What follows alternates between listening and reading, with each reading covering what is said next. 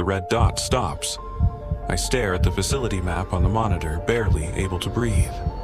One blinking dot marks my location.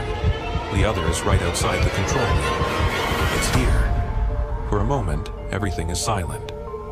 Then I hear it. A long scraping sound from the other side of the steel door. My stomach drops. Groans as something massive drags its claws across it. Then comes a heavy impact. The entire door bends inward. Whoever's out there is trying to get in. I jump to the control panel and start pressing buttons. I don't even know what most of them do.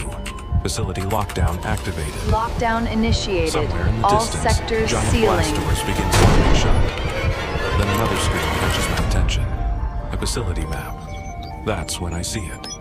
Emergency helipad, 3 kilometers away. Before leaving, I notice an old video file on one of the computers. I press play. A scientist appears on the screen. He stares directly into the camera. The creature isn't the real danger. The recording suddenly cuts to static. I freeze. What does that mean? The bunker corridors blur as red emergency lights flash around me. Alarm sirens scream through the facility.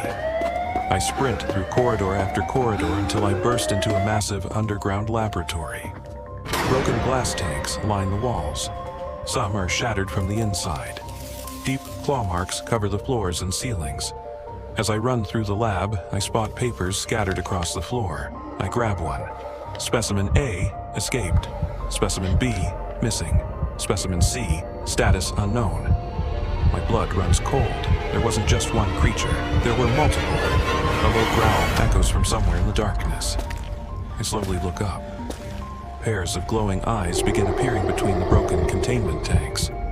One pair, then another, then another. This entire island is crawling with them. I turn and run, fast. A narrow service tunnel appears ahead. Steam erupts from damaged pipes overhead. The tunnel shakes as something follows me. I don't dare look back. At the end of the tunnel, I find a ladder. Daylight shines through a hatch above.